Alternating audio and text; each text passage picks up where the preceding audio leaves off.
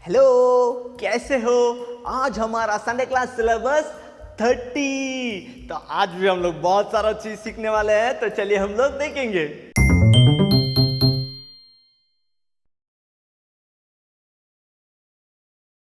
आज भी एक इंटरेस्टिंग सा एक्टिविटी को हम लोग देखेंगे। आप लोगों को स्क्रीन में दिख रहा होगा, एक इंटरेस्टिंग एक्टिविटी है। इस पेपर का लिंक आपको डिस्क्रिप्शन पे मिल जाएगा, आप वहां से डाउनलोड कर लेना।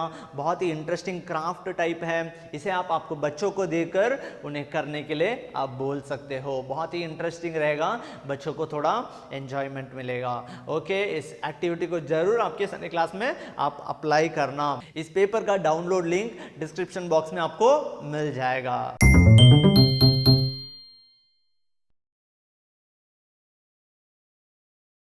हम लोग बाइबल से बहुत सारे कहानियां हम लोग सीखे ना। आदम का सीखे, और उसके बाद हम लोग ने नोआ का कहानी देखा। उसके बाद में हम लोगों ने अब्राहम के बारे में देखा, फिर अब्राहम के बेटा ईसाक के बारे में देखा। उसके बाद हम लोगों ने याकूब के बारे में देखा, और उसके बाद जो याकूब के 12 बच्चे लोग में से जो यूसुफ था, हम लोगों ने उसके बारे में भी देखा। वो यूसुफ किधर चला गया था? हाँ, गुलामी बनकर वो मिस्र देश में चला गया था, इजिप्ट में चला गया था। वहां पे गुलाम था, मगर परमेश्वर उसके साथ थे और उसको बहुत बड़ा आदमी वहां पर बनाए। उसके बाद जो यूसुफ का पूरा परिवार, उसका पप्पा, उसका सभी भाई लोग कहां पर जाके रहने लग गए? उस इजिप्ट के देश पर जाके वो लोग रहने लग गए हैं। और अभी जो याकूब है, उसका कितने बच्चे लोग हैं? 12 बच्चे लोग हैं। और याकूब को एक और नाम रखा था परमेश्वर ने। वो क्या नाम है? हाँ, इज़राइल करके परमेश्वर ने उसको नाम रखा था। तो जो याकूब है, उसको उसके जो जनरेशंस है, उसका जो संतान है, उसे इज़राइल भी कहा जाता है। इज़राइल के लोग भी उसे उन लोगों को कहते हैं। अभी ये सभी लोग जाके इजिप्ट में रहने लग गए हैं। वहां पे तो वो लोग बहुत अच्छे से रहते थे, वो लोग वहां पर बहुत खुश थे। लेकिन कुछ ही सालों के बाद में वो यूसुफ और उसका सभी भाई लोग, सब लोग मर चुके थे, और वो लोगों का संतान बहुत सारा बढ़ गया था, और वो लोगों को भी बच्चे के बच्चे ऐसे बहुत सारे लोग हो गए थे। मतलब जो इज़राइल के लोग थे, वो पूरे इजिप्ट में काफी सारा वो लोग फैल गए थे। और उस समय वहां पर एक राजा आया, एक राजा, एक नया, उस समय उस जगह पर एक नया राजा आया। उस राजा को कहते हैं फिरौन करके कहते हैं। जैसे हमारे देश में हम लोग प्राइम मिनिस्टर बोलते हैं, और हमारे हर एक स्टेट में हम लोग चीफ मिनिस्टर बोलते हैं, उसी तरह जो इजिप्ट में जो भी राजा आता है उसे फिरौन करके कहा जाता है। तो वहां पे एक नया राजा आया जो यूसुफ को और उसके परिवार को किसी को भी नहीं जानता था। अभी काफी साल हो चुका था। तो वो राजा ने देखा, ये जो इज़राइल के लोग हैं ना, वो लोग बहुत ज्यादा लोग हैं, वो लोग बहुत ताकतवर भी है। क्या पता ये लोग हमारे खिलाफ होकर हमसे लड़ेंगे तो हमारा देश को वो लोग छीन लेंगे। ऐसा करके वो राजा के अंदर वो इज़राइल के लोगों को देखकर एक डर आ गया। तो वो राजा ने सोचा, अब ये लोगों को बहुत ज़्यादा मैं काम दूंगा, उन लोगों को बहुत ज़्यादा गुलाम बनाकर उनके ऊपर बहुत बड़ा बोझ रखूंगा मैं। ऐसा करके सोचा, और उसी तरह वो राजा वो सभी लोगों से बहुत काम करवाता था। मतलब इज़राइल के लोगों से राजा बहुत काम करा कर लेता था। उन लोगों को बहुत आराम करने के लिए टाइम नहीं देता था। उन लोगों को थोड़ा सा भी उन लोग आराम नहीं कर सकते थे, हमेशा उन लोग काम करते रहने का। ऐसा करके उसने, राजा ने उनके ऊपर बहुत सारा बोझ डाल दिया। लेकिन फिर भी वो लोग बहुत ज्यादा बढ़ते ही जा रहे थे। तो राजा ने देखा, ये लोगों के ऊपर इतना बोझ डालने के बाद भी ये लोग बढ़ रहे हैं। तो राजा ने एक और प्लान सोचा, अभी ये लोग में से जब भी कोई जो औरत है वो जब बच्चा देने जाएगी, अगर उसमें कोई लड़का रहेगा तो उसको बचपन पे ही मार डाल देंगे। अगर लड़की रहेगी तो उसे हम जाने दे देंगे। तो इनके संतान में कोई भी लड़का जिंदा नहीं रहेगा और वो बड़ा भी नहीं होएगा और ये लोग हमारे खिलाफ लड़ भी नहीं सकते करके वो राजा ने सोचा और राजा ने आज्ञा भी दिया, ये इज़राइल के लोग में से जितने भी महिला हैं जब वो बच्चा देने जाएंगे, यदि वो लड़का हो तो उसे मार डाल दो करके।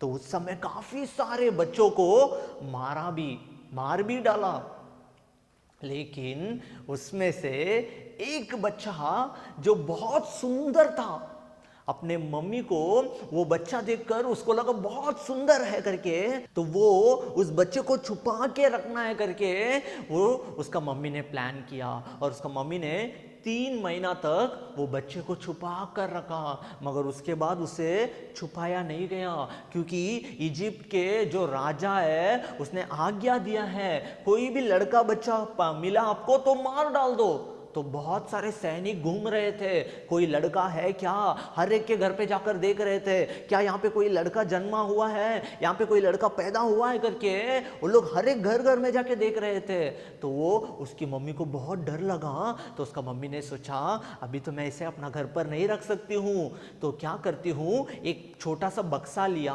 उस बक्से के अंदर उस बच्चे को रखे एक नदी में जाके उसने छोड़ दिया। और वो मम्मी दूर से देख रही थी कि मेरे बेटे को क्या हो रहा है, मैं देखूंगी करके। और उस समय उस नदी पे नहाने के लिए जो फिरौन है उसका बेटी उस नदी पे नहाने के लिए आई। फिरौन मतलब कौन है? हाँ, वो जो इजिप्ट का राजा है उसकी लड़की उस नदी में नहाने के लिए आई। और नहाते वक्त उसने वो बक्सा को देखा और बक्सा को देखकर उसने उसके साथ जो सहेलियां थे उनको बोला जाकर वो बक्सा लेके आओ, उसमें क्या है मुझे देखना है। तो वो लोग जाके जब भी लेके आए तो एक बच्चा रो रहा था और वो फिरौन की लड़की ने वो बच्चों को देखा तो वो बहुत सुंदर था देखने के लिए। तो वो फिरौन की बेटी ने सोचा कि अभी इस बच्चे को मैं अपने पास ले लेती हूँ, इसे मैं संभाल कर रखूंगी करके उस फिरौन की बेटी ने उस लड़की को उठाया। मगर फिर भी जो बच्चा था उसको दूध पीना होता था। तो वो सहेलियों ने बोला महारानी, इस बच्चे को दूध पिलाने के लिए मैं किसी एक इब्रानी स्त्री को लेके आऊं क्या, ऐसा करके उसने पूछा। महारानी ने बोला हाँ जाकर लेकर आओ।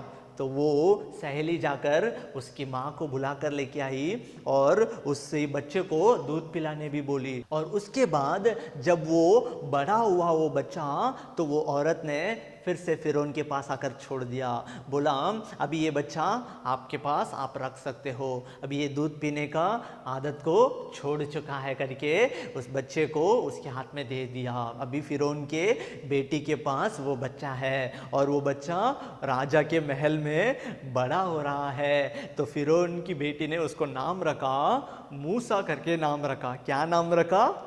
मूसा करके उस छोटे से बच्चे को नाम रखा। और वो बहुत अच्छा था और वो महल में बड़ा हो रहा था। और एक दिन वो महल से बाहर आकर जो उसके लोग थे ना, जो उसके भाई लोग जिनके ऊपर बहुत अत्याचार हो रहा था, तो वो जाकर उनको देख रहा था। तो एक इजिप्ट का आदमी उस इज़राइल का एक आदमी को बहुत मार रहा था।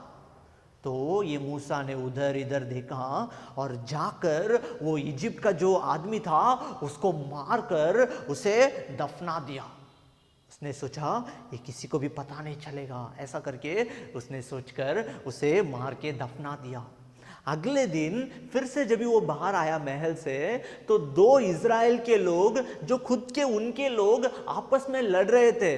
तो ये मूसा जाकर बोला आप लोग आपस में क्यों लड़ रहे हो, आप लोग तो भाई भाई हो, आप लोग लड़ाई मत करो। तभी उन लोगों ने बोला तू कौन होता है हमसे पूछने वाला, क्या तूने कल जैसे उस इजिप्ट के आदमी को मारा, क्या हमें भी मारना चाहता है, ऐसा करके उसको पूछा। तो वो डर गया। तो उसने सोचा शायद ये बात सबको फैल गई है, ऐसा वो डर गया और वो इजिप्ट को छोड़कर वो दूसरे देश पर भाग गया।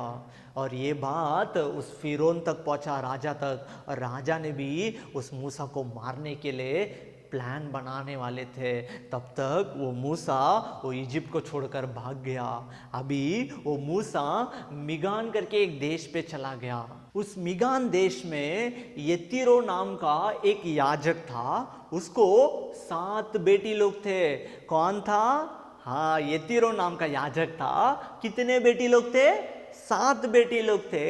उसमें से एक बेटी का नाम था सिप्पोरा, और वो सिप्पोरा को उसके पापा ने मूसा से शादी कराकर दिया। और वो मूसा अभी मिगान देश पर है, और वो जो मूसा है अपने ससुर का जो भेड़ बकरी है उसको वो चराता था। उस जगह पर वो काम करता था अपने ससुर के पास। वो मूसा एक दिन अपने ससुर के भेड़ बकरियों को लेकर वो ओरेब नाम के एक पहाड़ के तरफ गया उसे चराने के लिए। तभी वो मूसा ने देखा एक झाड़ थी, वो जल रही थी, लेकिन वो झाड़ जलते वक्त भी भस्म नहीं हुआ।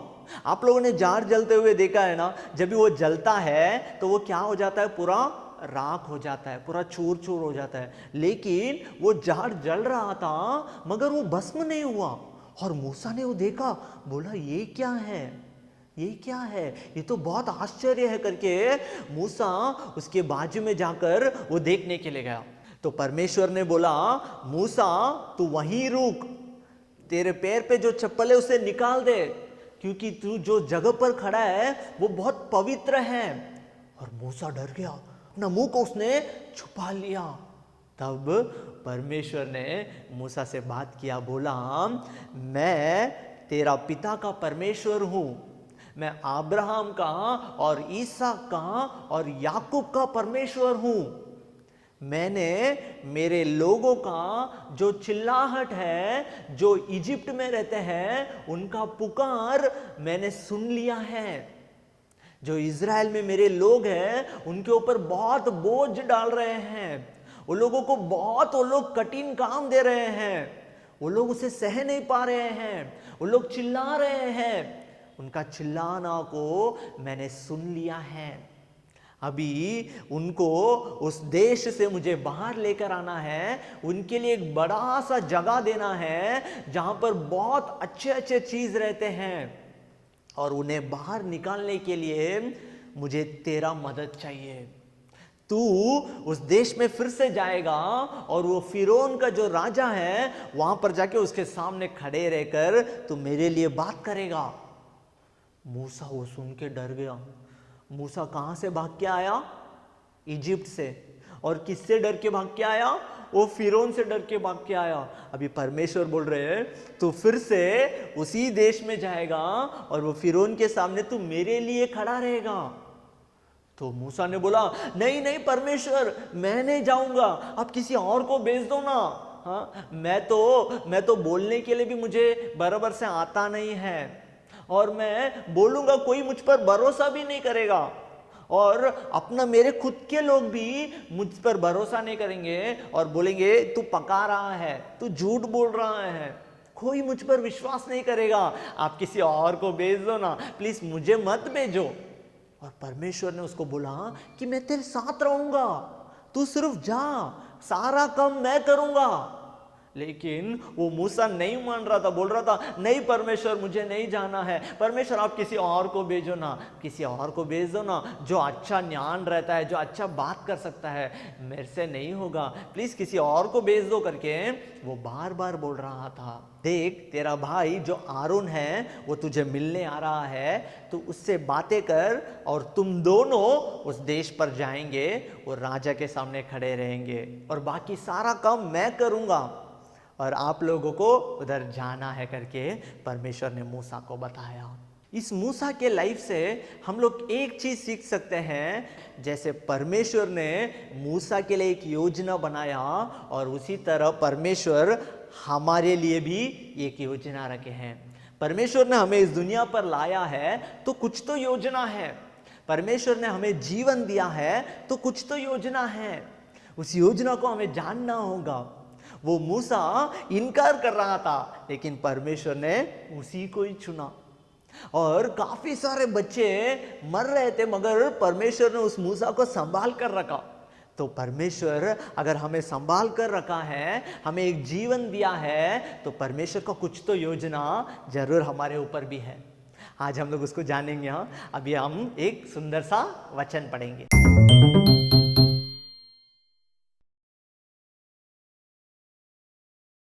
आप लोगों ने सुना वो मूसा का जीवन के बारे में, हमने क्या सीखा? जैसे परमेश्वर का योजना उस मूसा के ऊपर था, उसी तरह हमारे ऊपर भी परमेश्वर का योजना है। अभी हम एक सुंदर सा वचन पढ़ेंगे। अय्यूब चैप्टर 42 वर्सेस 2। मैं जानता हूं कि तू सब कुछ कर सकता है और तेरी युक्तियों में से कोई रुक नहीं सकती। हम एक बार फिर पढ़ेंगे। अय्यूब चैप्टर 42 वर्सेस 2। मैं जानता हूं कि तू सब कुछ कर सकता है और तेरी युक्तियों में से कोई रुक नहीं सकती। ये वचन बहुत सुंदर कह रहा है कि परमेश्वर सब कुछ कर सकता है और जो परमेश्वर का योजना है उसे कोई रोक नहीं सकता। तो परमेश्वर हमारे ऊपर जो योजना रखे है उसे कोई इंसान नहीं रोक सकता। परमेश्वर सब चीज को करने के लिए वो सर्वशक्तिमान है और उनसे कोई भी काम असंभव नहीं है। और जो योजना उन्होंने हमारे ऊपर रखा है उसे वो जरूर पूरा करेंगे। हमें क्या करना होगा? विश्वास करना होगा और हमें परमेश्वर के रास्ते पर चलना होगा। आप इस वचन को याद रखना। अभी हम जाएंगे हमारे प्रेयर सेशन में।